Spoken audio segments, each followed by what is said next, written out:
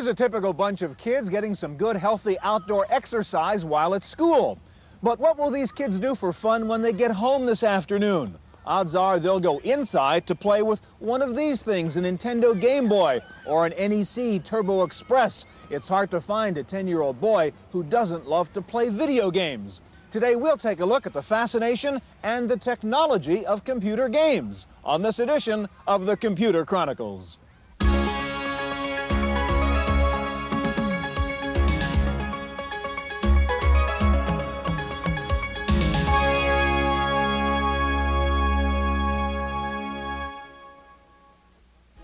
The Computer Chronicles is made possible in part by the Software Publishers Association, which reminds you it's a federal offense to copy software.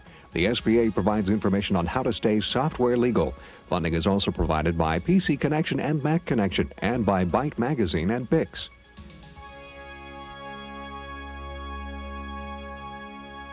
Welcome to the Computer Chronicles. I'm Stewart Cheifet, and with me this week is Paul Schindler.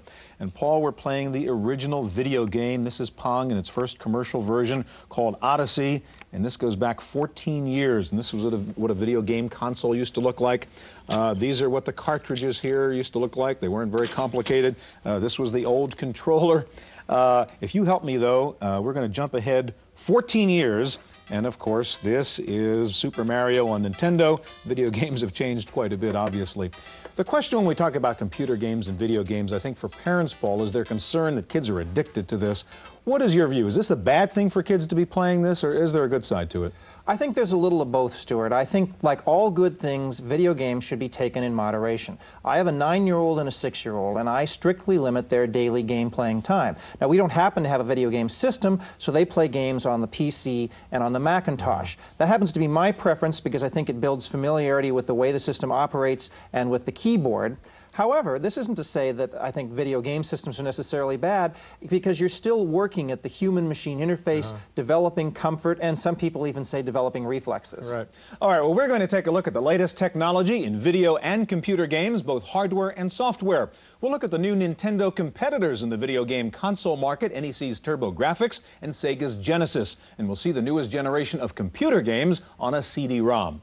Now, lest you think this computer game business is just for kicks, Nintendo now holds a kind of national Olympics for players of Tetris, Super Mario, etc. We're going to start out with a visit to the Western Regional Nintendo Finals held recently here in Oakland, California. It was a dream come true for die-hard Nintendo fans. Over 10,000 of them packed the Oakland Coliseum when the Nintendo World Championships rolled in as part of a 9-month traveling extravaganza. The Nintendo World Championships, its first year out, was really an idea that's been conceptualized about 2 years ago, brought out by demand of the players themselves, who seem to be socially interactive. They want to know who the best are. They're playing against with their families, with their peers, their friends. This is a way to bring Nintendo out of the house and into a show and really give those kids the spotlight that they deserve. The players were divided into 3 age groups and competed in Super Mario Bros., Tetris, and Rad Racer. The winner with the highest combined score earned a spot in the finals in Hollywood and perhaps a shot at electronic stardom. The 3-day event also featured a power walk that highlighted brand new Nintendo games not yet on the market. Game counselors were also on hand to give tips to kids on improving their game skills. Such innovative marketing has helped keep Nintendo on top. The keys of the success to Nintendo is the fact that they're always ahead of the market. In other words, they're always introducing new games from some of the hottest movies, some of the latest trends. They're always keeping one step ahead of everybody. Figures from Nintendo show it expects to sell fewer units of its entertainment system this year. But by the year end, Nintendo also expects to have a place in nearly 30% of all U.S. households. The company's success clearly lies in churning out the popular software titles to run on those machines. I think the success of Nintendo will go on forever, really indefinite, because it's like having a VCR in your home. Once you have the hardware, you have this choice of software. There's some over 450 games now, and with the Game Boy, there's some 700 games out there. So the choice will always continue once you have the game in your home. For the Computer Chronicles, I'm Kate McGargy.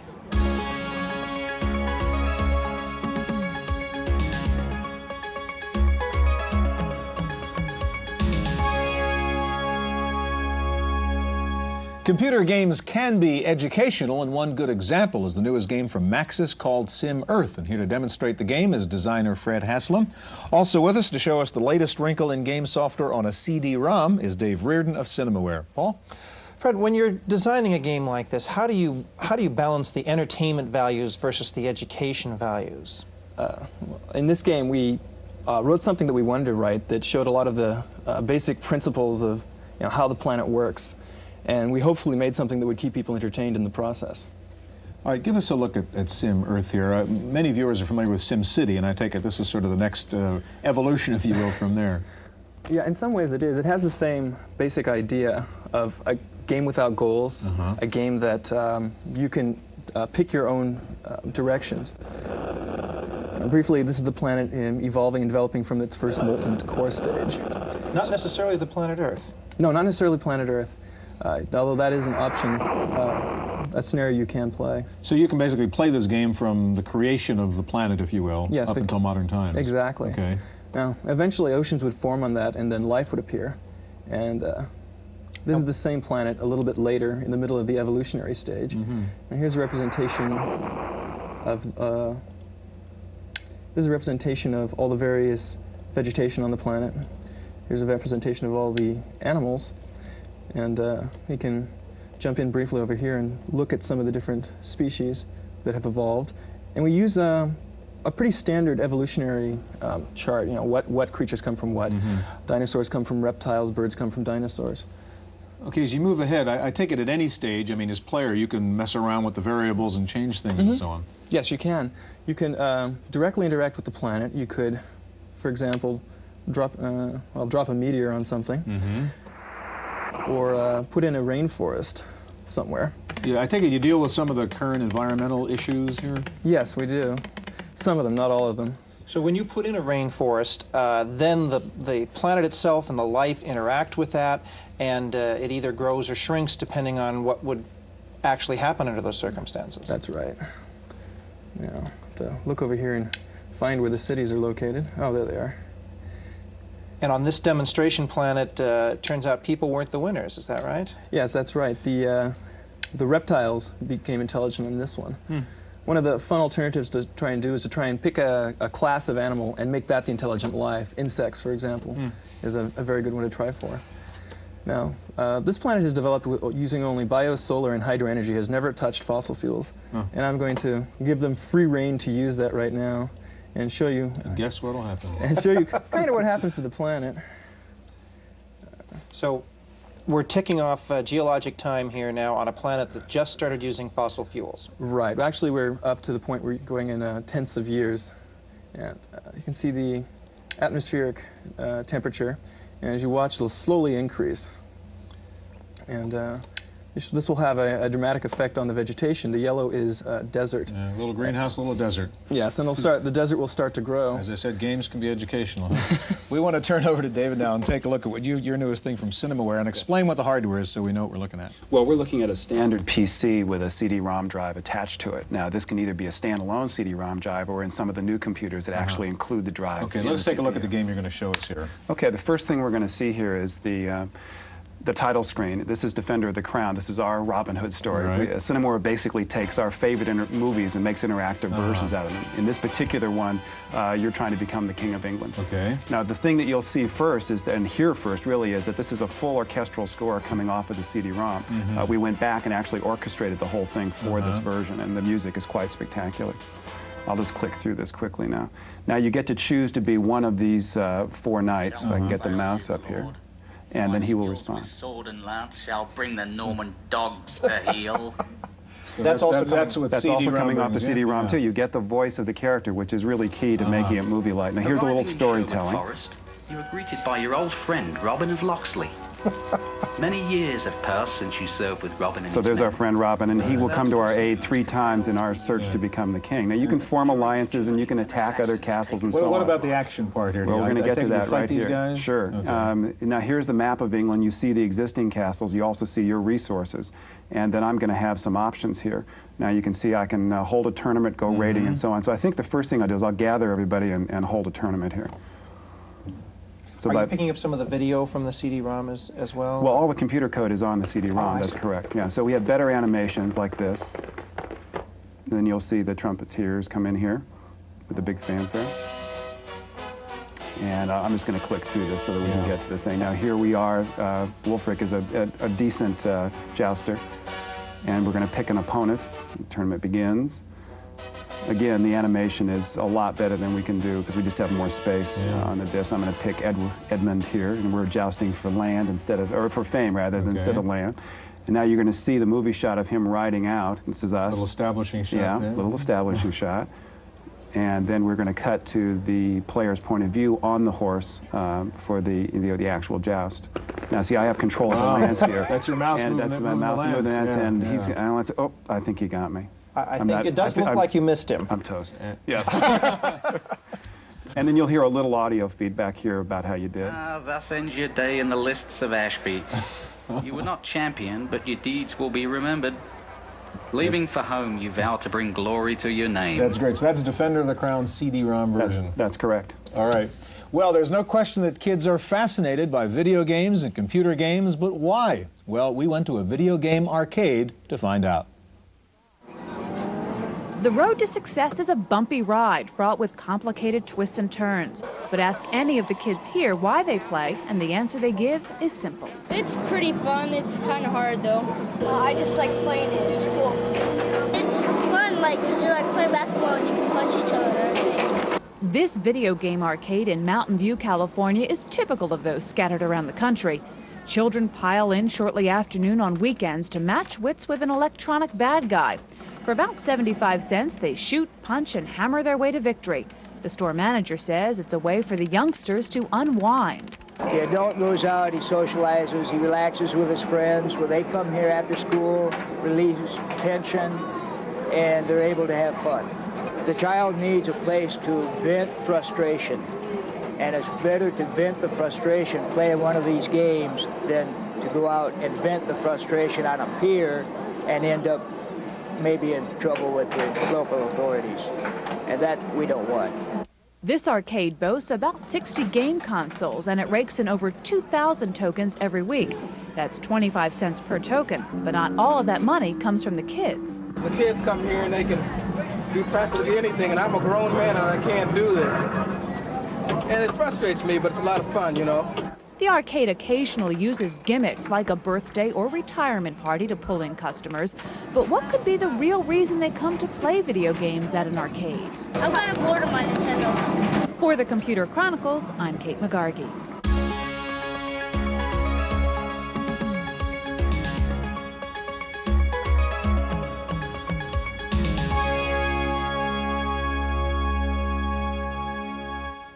Well, Nintendo has sort of owned the video game market for the past several years, but new 16-bit game machines from NEC and Sega are challenging Nintendo. Here to show them off are Al Nielsen, Vice President with Sega of America, and also Bob Faber, Vice President with NEC Technologies. Paul?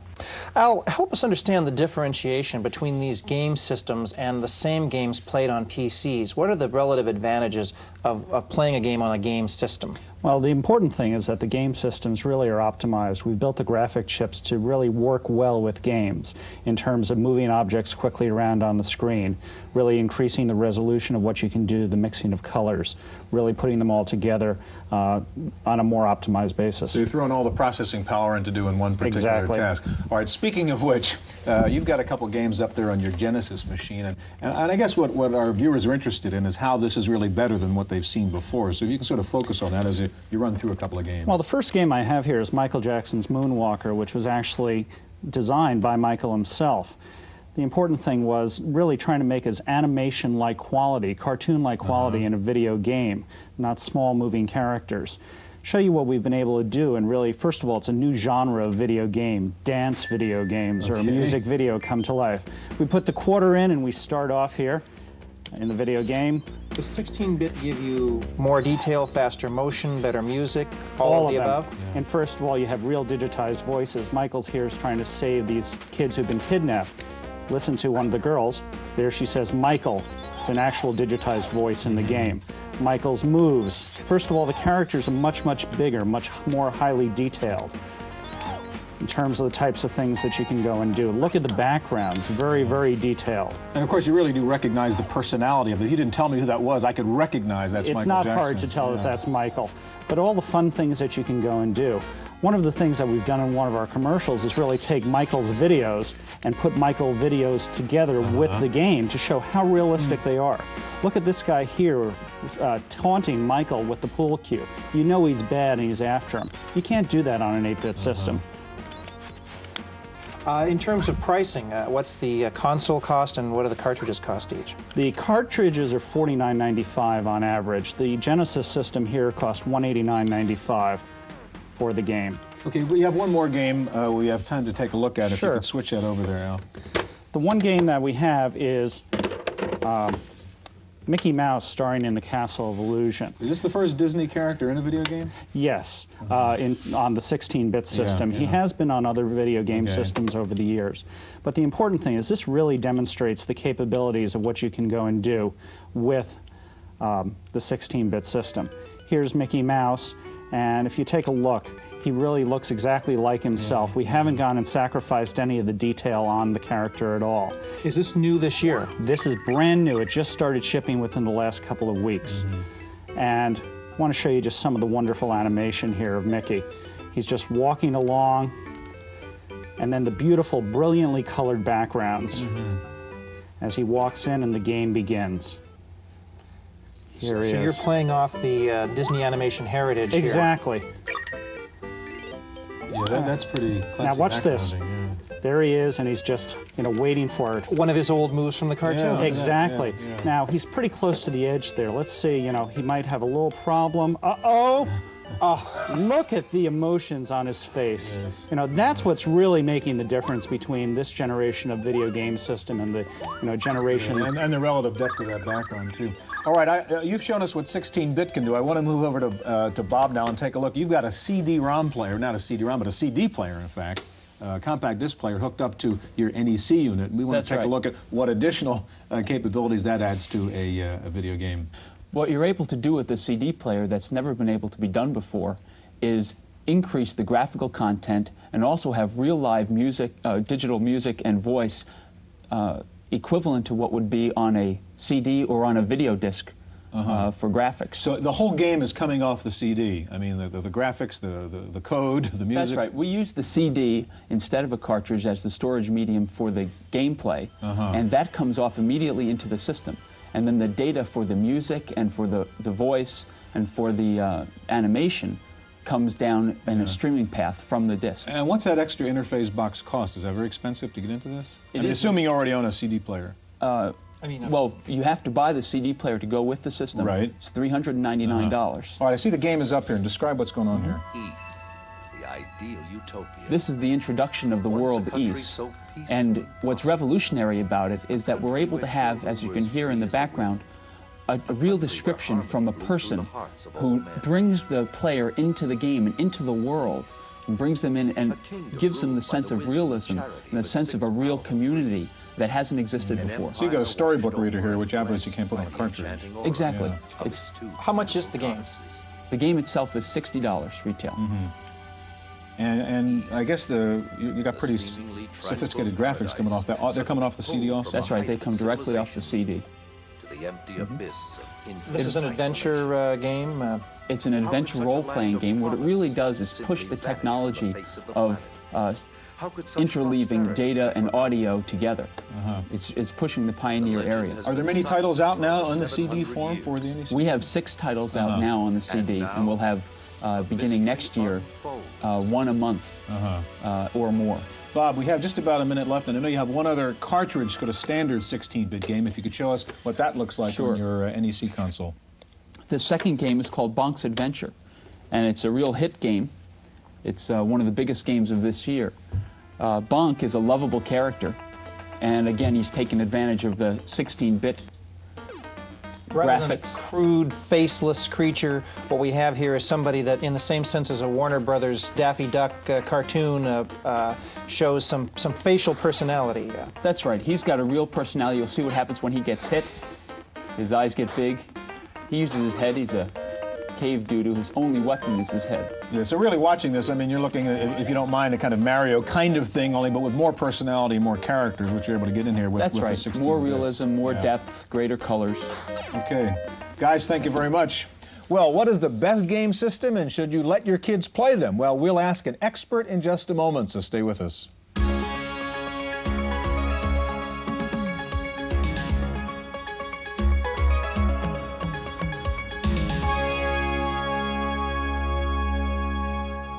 Joining us now is Russell De Maria, video game analyst and expert and author, as we can see, of 4 books on video games. Welcome, Paul. What is the difference, in your opinion, between the PC platform and the video game cartridge platform? Which is better? Better is a hard one to answer. It really is a matter of what you want to play. There is some difference, and the main difference right now is in the complexity of games. I think you've seen something with Sim Earth. That will be on some video game consoles eventually, but right now you tend to see more of the shooting games, the action games, and some role-playing, which is starting to get very complex on the video game consoles. Differences are not so great. Looking at the video game console part of it, I mean, every parent's running into that store now with the kid trying to figure, well, I don't know, from Nintendo and TurboGrafx and Sega and all this stuff. How does a consumer make a decision? I mean, what's the right kind of game environment to get into? Can you answer that? It's a hard one to answer because there's a lot of technological differences between the games. But one of the things that I always tell people is look at the games themselves. If something excites you, that's probably the system you want to get. And you may have to make some choices because there will be exciting games on all systems. It's the same old computer story. Start with the software and get the hardware that'll support that. Exactly the same principle. Yeah. I'd like to get to the question that Paul and I started out with at the very beginning, because the concern is about the video games and almost addiction, as you know, that young kids and certainly boys have for playing a lot of these video games and computer games. Is it bad? Is it good? What should a parent do where you got a kid who just won't stop playing the games? My feeling is that the sense of addiction, which is really more of an obsession, is something that comes from environment and from a lack of communication. I really like to see parents actually talk to their children and say, what are you doing here? And you'll be amazed to find out that children will say, oh, I'm doing this and that and the other. They'll find out there's a lot of procedural thinking going on, even in action games. And the more you're interested, the less of an issue it becomes. We all know that children make issues out of things that we object to. Do you limit the game playing of your own children? No, I've never had to. The only thing I limit is if they start to get too worked up in the game, get frustrated, I have them calm down and stop, slow down. But as far as the other thing, I have never had to. They play outside all the time and they only play games some of the time. Quickly, and last point, what about the violence in some of these games? Does that concern you? It does concern me a little bit. I see games as a platform to the future with simulations and learning, and I think we're going to have to deal with what people want. Violence seems to be part of it right now, but I think it's leading to much greater things. Russell, thanks very much. That's our look at video games and computer games. Stay tuned now for this week's Computer News.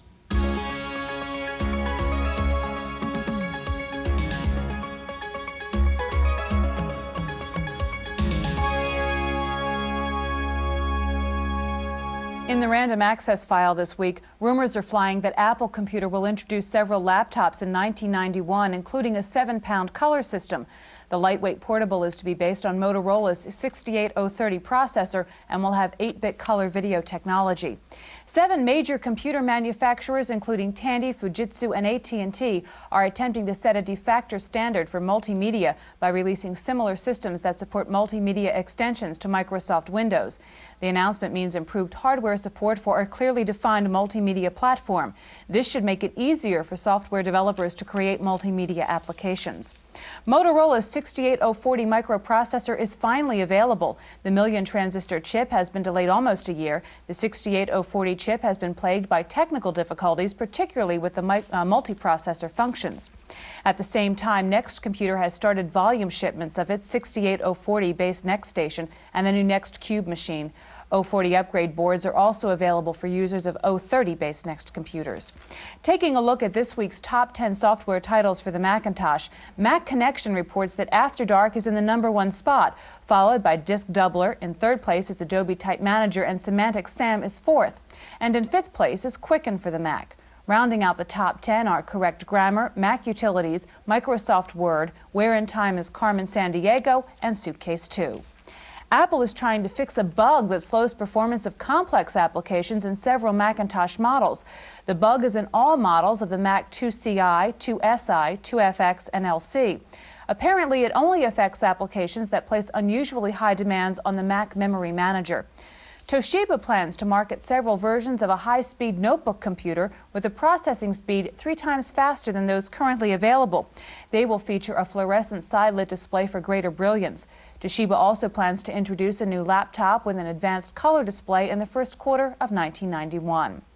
Time now for Paul Schindler in this week's software review. One of the most popular uses for either the PC or the Macintosh is the creation of banners. Until now, the programs that created banners were fairly simple-minded. Banner Mania has changed that decisively. The big problem has always been dreaming up ways to make a banner unique. Now, they've taken care of that here by automatically cycling through many of your options, first in an animated opening screen. You have a choice of layouts: small over large, large over small, medium over medium. There's a variety of prepackaged color choices, or select your own, and the list of effects is seemingly endless. The program will cycle through them by itself if you wish.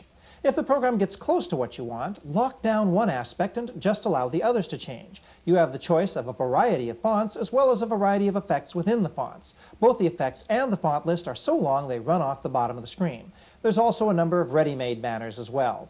Banner Mania is $60 from Broderbund Software in San Rafael, California, and is available for both the PC and the Mac. For the Computer Chronicles, I'm Paul Schindler. Microsoft doesn't expect to release DOS 5.0 until sometime next year, but if you can't wait that long to find out about it, pick up Banton's new book, The PC Configuration Handbook. The appendix covers key changes, including a new utility enabling most of the operating system to be loaded into the high memory area or extended memory. The book also covers installation, which appears to be an easier job than in earlier versions. And finally, have you ever thought about how much a business meeting really costs? The Institute for Better Meetings has released a software program to tell you just that while you meet.